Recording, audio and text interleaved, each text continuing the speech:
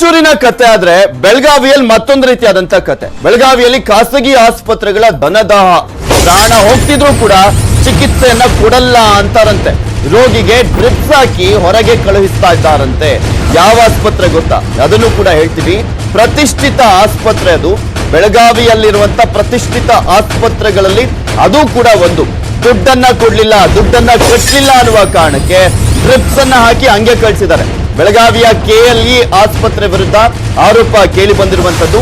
Drips ಅನ್ನ ಹಾಕಿ ರೋಗಿಯನ್ನ ಹೊರ ಕಳುಹಿಸಿದ್ರಂತೆ. 30,000 ಹಣವನ್ನ ಕಟ್ಟಲಿಲ್ಲ ಅಂತ ಹೊರಗೆ ಹಾಕಿದ್ದಾರೆ.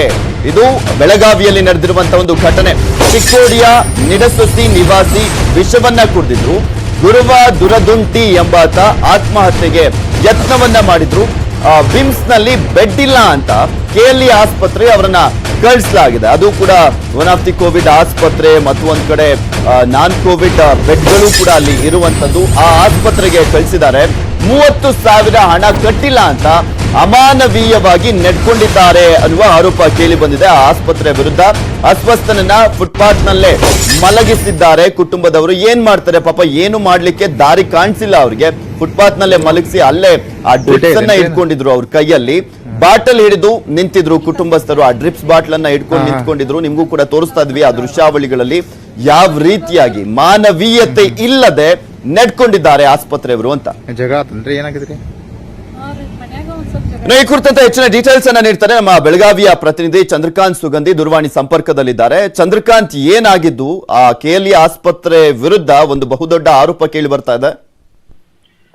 ಪೃಥ್ವಿರಾಜ್, ಏನಂತಂದ್ರೆ ಬೆಳಗಾವಿ ನಗರದಲ್ಲಿ ನಿನ್ನೆ ಸಂಜೆ ನಡೆದಿರತಕ್ಕಂತ ಘಟನೆ ಇದು. ಏನಂತಂದ್ರೆ ಸಂಕೇಶ್ವರ ಬಳಿಯ ನಿಡಸೂಸಿ ಗ್ರಾಮದ ಗುರುವನ್ನವರು ಆತ್ಮಹತ್ಯೆಗೆ ಯತ್ನಿಸಿದ್ರು. ಸಾಲಬಾಧೆ ಹಿನ್ನೆಲೆಯಲ್ಲಿ ವಿಷ ಸೇವಿಸಿ ಆತ್ಮಹತ್ಯೆ ಯತ್ನಿಸಿದ್ರು. ತಕ್ಷಣ ಅವ್ರನ್ನ ಬೆಳಗಾವಿಯ ಬಿಮ್ಸ್ ಆಸ್ಪತ್ರೆಗೆ ದಾಖಲಿಸುವ ಪ್ರಯತ್ನ ನಡೀತು. ಆದ್ರೆ ಬಿಮ್ಸ್ ನವರು ಏನಂತಂದ್ರೆ ಎಲ್ಲ ಆಸ್ಪತ್ರೆಯನ್ನ ಕೋವಿಡ್ ವಾರ್ಡ್ ಅನ್ನ ಮಾಡಲಾಗಿದೆ, ಇಲ್ಲಿ ಯಾವುದೇ ಚಿಕಿತ್ಸೆ ನೀಡಲ್ಲ ಅಂತ ಹೇಳಿ ಕಳಿಸಿದ್ರು. ನಂತರ ಅವರು ಅನಿವಾರ್ಯವಾಗಿ ಬೆಳಗಾವಿಯ KLE ಆಸ್ಪತ್ರೆಗೆ ಬರ್ತಾರೆ. KLE ಆಸ್ಪತ್ರೆಯಲ್ಲಿ ಚಂದ್ರಕಾಂತ್ ಹಾಗೇರಿ ಸಂಪರ್ಕದಲ್ಲಿ ನಮ್ ಜೊತೆ ನಿಜಲಿಂಗ ಅಂತ ಆ ಒಂದು ಪೇಷಂಟ್ ಇದ್ರಲ್ಲ, ಅವರ ಸಂಬಂಧಿ ನಮ್ ಜೊತೆ ದೂರವಾಣಿ ಸಂಪರ್ಕದಲ್ಲಿದ್ದಾರೆ.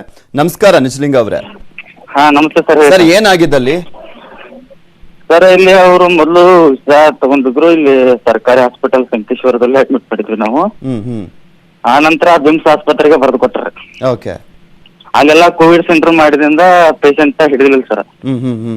ಹಾಗಾಗಿ ಬೆಳಗಾವಿಯಲ್ಲಿ ವಿಜಯ ಹಾಸ್ಪಿಟಲ್ ಮತ್ತು ಲಿಕ್ವೆಲ್ಲ ಅಡ್ಡಾಡಿದ್ರು.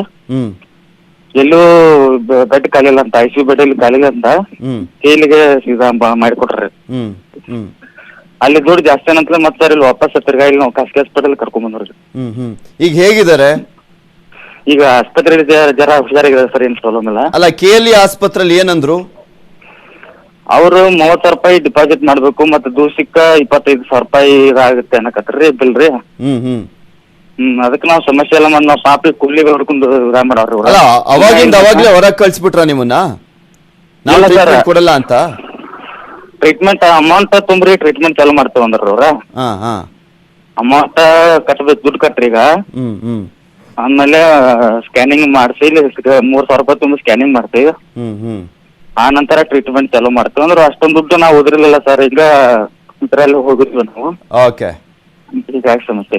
ಓಕೆ, ಥ್ಯಾಂಕ್ ಯು ನಿಜಲಿಂಗ ಅವರೇ, ನ್ಯೂಸ್ 18 ಜೊತೆ ಮಾತನಾಡಿದ್ದಕ್ಕೆ. ಮತ್ತಷ್ಟು ಅಪ್ಡೇಟ್ಸ್ ನಿಮ್ಮ